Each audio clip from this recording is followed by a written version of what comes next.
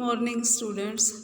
आज मैं आपको लेसन 15 नीलकंठ पढ़ा रही हूँ। उसके क्वेश्चन आंसर है ना। लेसन तो मैंने आपको ऑनलाइन क्लास में पढ़ा ही दिया था। उसके क्वेश्चन आंसर मैं आपको थोड़े समझा रही हूँ। बाकी आपको पीडीएफ मैंने भेजी हुई है। देखो, फर्स्ट क्वेश्चन है, मोर मोरनी के नाम किस आधार पर रखे गए। उत्तर, मोर मोरनी के नाम उनके रंग रूप और स्वभाव के आधार पर रखे गए। आपको पता ही है ये चीज़, लेसन में पढ़ाई था। मोर की गर्दन नीली और लंबी थी, इसलिए लेखिका ने उसका नाम नीलकंठ रख दिया था। मोरनी मोर के साथ छाया बनकर रहती थी, इसलिए उसका नाम राधा रख दिया गया। अब दूसरा क्वेश्चन है, जाली के बड़े घर में पहुंचने पर मोर के बच्चों का किस प्रकार स्वागत हुआ। आपको पता ही है, लेसन में आपने पढ़ा है कि मोर के बच्चे जब जाली के बड़े घर में पहुंचे तो उनका स्वागत सभी पक्षियों ने इस प्रकार किया, जैसे घर में कोई नई दुल्हन आ जाती है ना, तो उसका स्वागत किया जाता है इस तरह। लक्का कबूतर थे। लक्का मीन्स एक क्वालिटी है, कबूतर की जाति है। तो वो कबूतर गुटरगू करते हुए उनके चारों ओर घूमने लगे। बड़े खरगोश उन्हें गंभीर भाव से देखने लग गए, और छोटे खरगोश थे, उनके चारों ओर उछल कूद मचाने लग गए। तोते भी थे। तोते पता बड़े शैतान हैं, वो एक आंख से उनका निरीक्षण करने लग गए, उनको देखने लग गए। इस प्रकार जो मोर के बच्चों के जाली घर में आने से सब जीव जंतुओं में हलचल मच गई। लेखिका को, अगला क्वेश्चन है, लेखिका को नीलकंठ की कौन कौन सी चेष्टाएं बहुत भाती थी। चेष्टाएं मतलब जो जो वो हरकतें करता था। उत्तर है, लेखिका को नीलकंठ बहुत प्रिय था।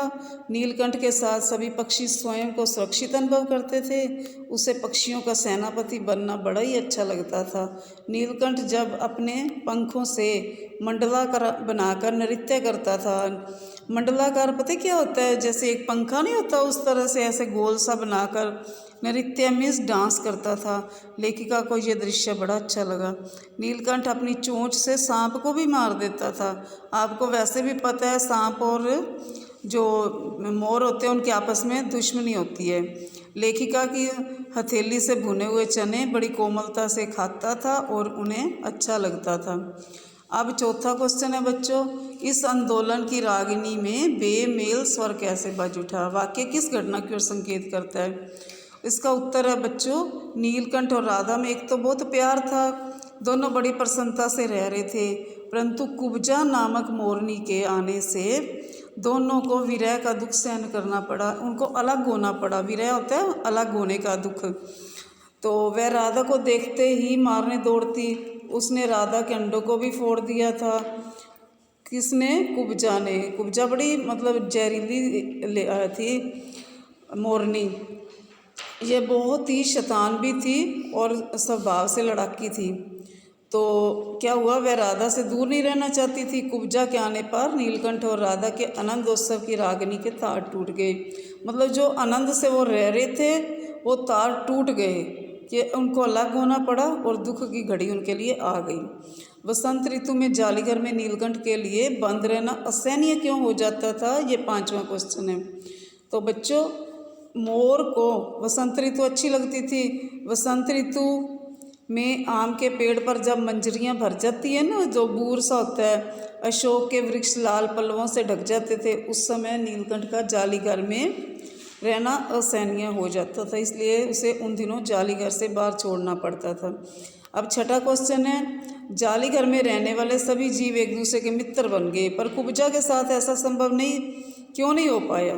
उत्तर है कि जालीघर में रहने वाले सभी जीव अलग अलग स्वभाव के होने पर भी उनमें मित्रता थी, परंतु कुब्जा स्वभाव से झगड़ालू थी। विशेषकर वह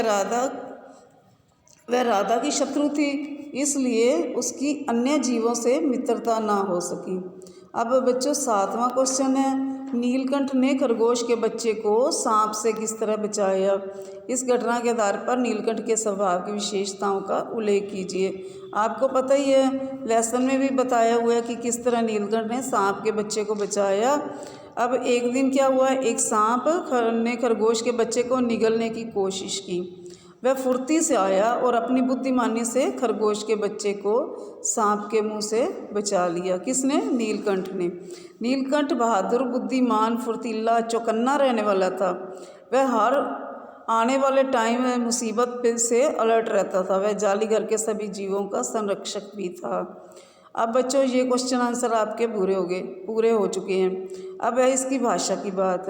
भाषा की बात में 4 वर्ड दिए हुए हैं, उनके साथ मिलते जुलते आपने शब्द बनाने हैं। जैसे गंध से बना दुर्गंध सुगंध, रंग से बना बदरंग रंगीला सुरंग, फल से बना निष्फल सुफल परीक्षाफल, ज्ञान से बना विज्ञान परिज्ञान ज्ञानी। अब इसके बाद एक और है, संधि विग्रह कीजिए। पहले तो संधि करनी है। नीलाभ का नील प्लस आब हो जाता है, नवागंतुक का नव प्लस आगंतुक। अब इसका विग्रह करना, विग्रह करना मतलब अलग करना। सिंहासन है जो, उसको अलग करना, सी प्लस आसन, मेघ प्लस मेघाचन, मेघ प्लस आसन। ठीक है बच्चों, तो ये आपकी वीडियो है वो सारी मैंने लेसन की बना दी है। धन्यवाद।